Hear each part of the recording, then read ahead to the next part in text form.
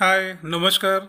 मैं all dear diploma holder, bachelor of engineering holder और जो भी न्यू जॉब में है उनको सभी मेरा नमस्कार। और आज के इस वीडियो में मैं नेक्स्ट सेक्टर ये कैच किया है ऑटोमोबाइल सेक्टर। और आज मैं आपको ऑटोमोबाइल सेक्टर के बारे में बताऊंगा कि किन लोगों को जाना चाहिए, किन लोगों को नहीं जाना चाहिए, कौन से इंजीनियरिंग ब्रांच के लिए अच्छा है, किन के लिए नहीं अच्छा है, एडवांटेज डिसएडवांटेज सारे आपको बताने जा रहा हूँ मैं। तो मैं शुरुआत करता हूँ ऑटोमोबाइल सेक्टर। अब ऑटोमोबाइल में सभी इंजीनियरिंग के ब्रांच के लोग जा सकते हैं, ऑल जितने भी सभी, मतलब मैकेनिकल, इलेक्ट्रिकल, इलेक्ट्रॉनिक्स, उसके बाद ईएनटीसी भी जा सकते हैं उसमें, आईटी के तो हैं ही हैं उसमें, सिविल इंजीनियरिंग के भी लोग हैं और सेफ्टी इंजीनियरिंग का भी काफ़ी बड़ा यहाँ पे स्कोप है उनके लिए भी। तो मिला जुला करके हम देखें तो सारे इंजीनियरिंग के लिए यहाँ पे काफ़ी बड़ा स्कोप है। और ये भी एक कोर सेक्टर है। इस फील्ड में भी अगर आप जॉब ले लेते हैं एक बार तो आपको चेंज नहीं करना है।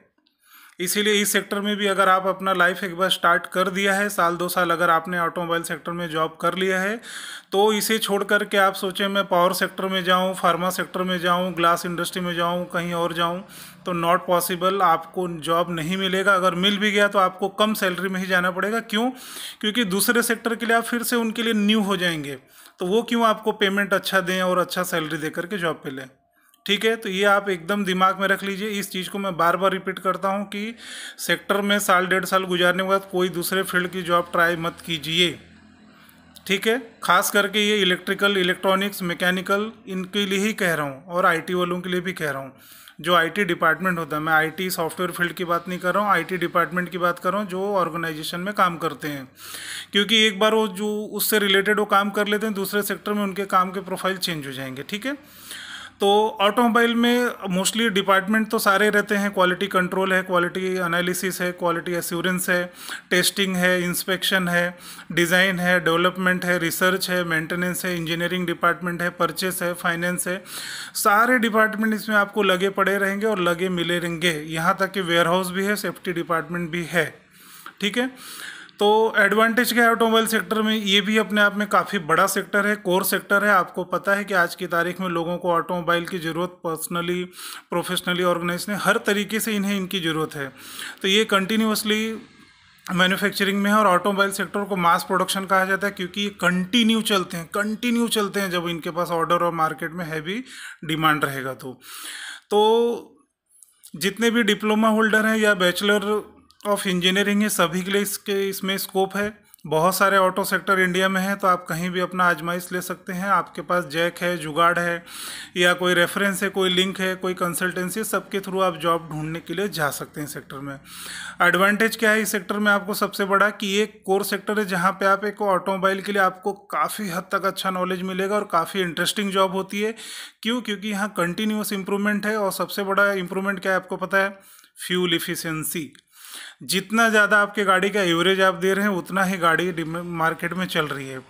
बड़ी जो गाड़ियां हैं, मर्सिडीज है, ये सब है, ये जो उनको शौक है, जो अमीर है उनके लिए ठीक है। लेकिन आम आदमी जो गाड़ी चला रहा है वो फ्यूल इफिशियंसी देख के ही लेता है।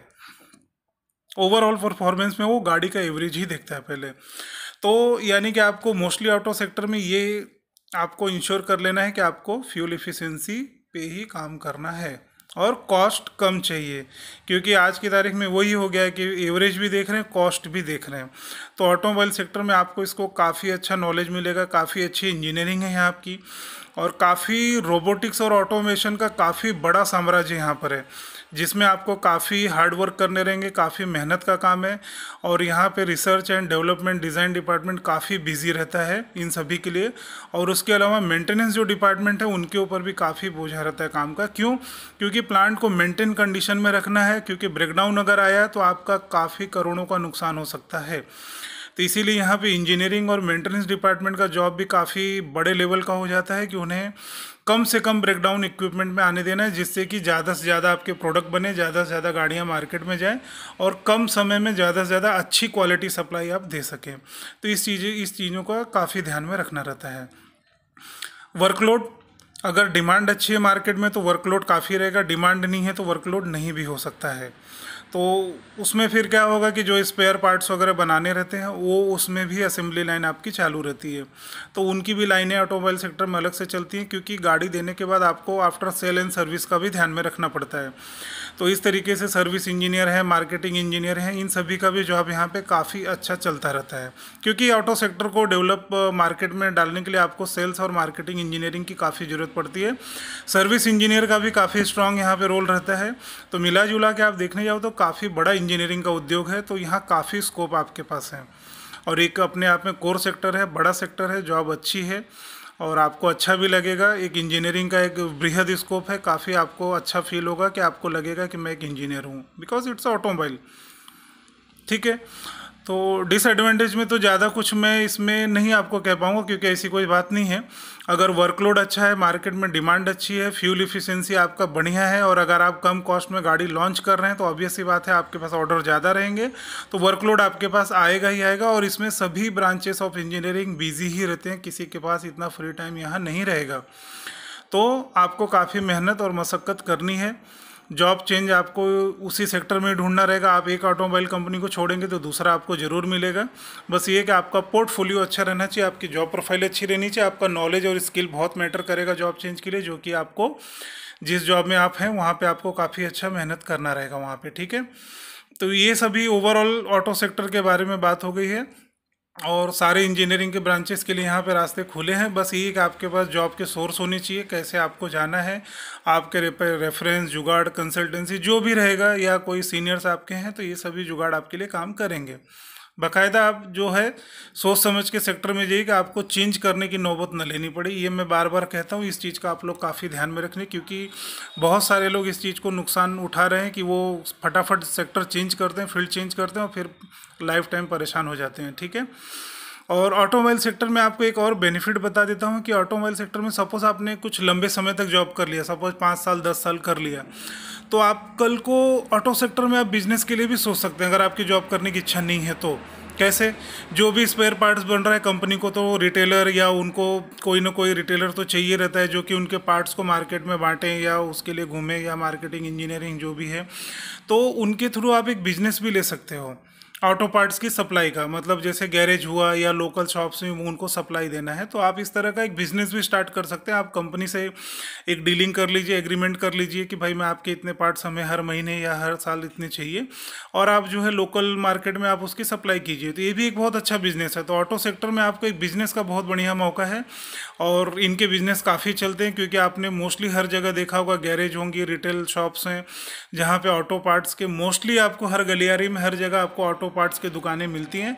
तो इसमें बिजनेस के लिए भी आपको काफ़ी अच्छा स्कोप है। तो जो भी इंजीनियरिंग ब्रांच के लोग हैं काफ़ी अच्छा बिजनेस कर सकते हैं, खास करके इंडस्ट्रियल इंजीनियरिंग और मैकेनिकल इंजीनियरिंग, इलेक्ट्रिकल इंजीनियरिंग भी कर सकते हैं। इन सभी इलेक्ट्रॉनिक वाले भी कर सकते हैं अगर उनकी इच्छा है, उनको नॉलेज अच्छा हो गया है, अगर ऑटोमोबाइल के सारे पार्ट्स के बारे में, स्पेयर्स के बारे में उन्हें अच्छा नॉलेज हो गया है, तो वो उसका भी चेन सप्लाई बना करके मार्केट में उसका बिजनेस कर सकते हैं।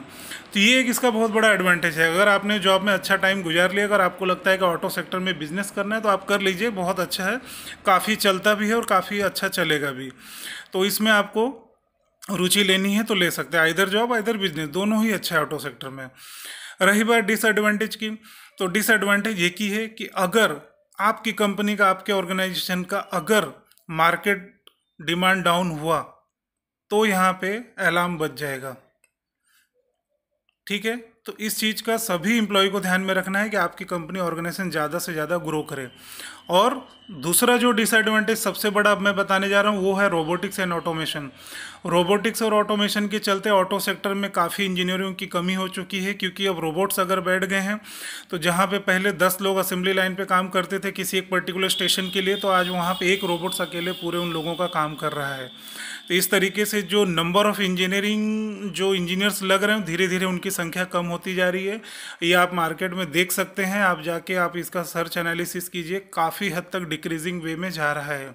क्योंकि एक तो मास प्रोडक्शन, ऊपर से डिमांड ज़्यादा, ऊपर से क्वालिटी की ज़रूरत है, ऊपर से फ्यूल इफिशिएंसी भी है, कॉस्ट भी कम चाहिए।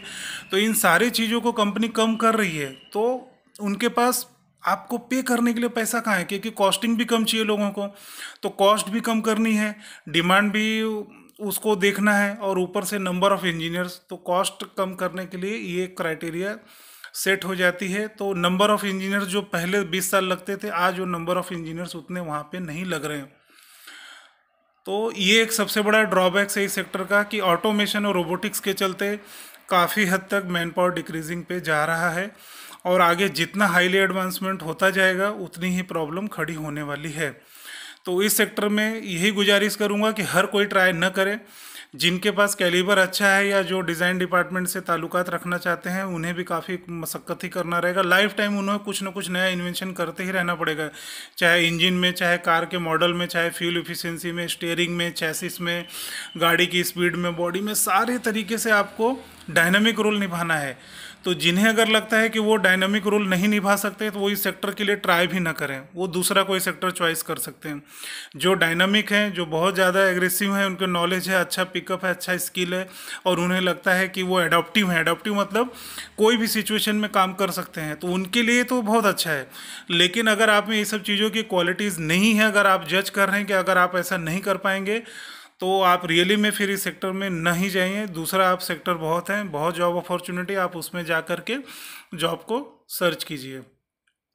तो ये ऑटो सेक्टर का ये काफ़ी एक बड़ा बृहद जानकारी आपको मैंने दे दी है। यही जॉब कल्चर है, यही इंडस्ट्री की इनकी लाइफ है, और यही है जो भी एडवांटेज डिसएडवांटेज है, यही है। तो आप इन पे गौर कीजिए, जो भी मैंने बताया सोच समझ कर निर्णय लीजिए, और सोच समझ करके ही इस जॉब में जाएँ आप। ठीक है, बाकी और कुछ आपको जानकारी लगती है और आपको कुछ चाहिए तो आप मुझे मैसेज कीजिए, मैं आपको हेल्प करूंगा। आप मेरा वीडियोस देखते रहिए, पुराने वीडियोस भी देखिए, वहाँ पर भी आपको कुछ चीज़ों की अच्छी चीज़ें मैंने बताई है जो कि आपको कंटिन्यूसली देखेंगे तो आपको समझ में आ जाएगी। ठीक है, तो मैं यहीं स्टॉप करता हूँ। Thanks for my support. आप मेरा वीडियो देखने के लिए आपको धन्यवाद। तो एक बार फिर से नमस्कार। जितने भी डिप्लोमा होल्डर्स हैं, जो भी बैचलर ऑफ इंजीनियरिंग हैं, या जो भी जॉब ढूंढ रहे हैं, या जो इनिशियली जॉब में प्लेस्ड हो गए, उन सभी को मेरा नमस्कार, गुड नाइट। अगले वीडियो में मैं किसी और सेक्टर के बारे में आपको उनके बारे में बताऊंगा। आज के लिए यहाँ पे मैं स्टॉप करता हूँ। Thank you.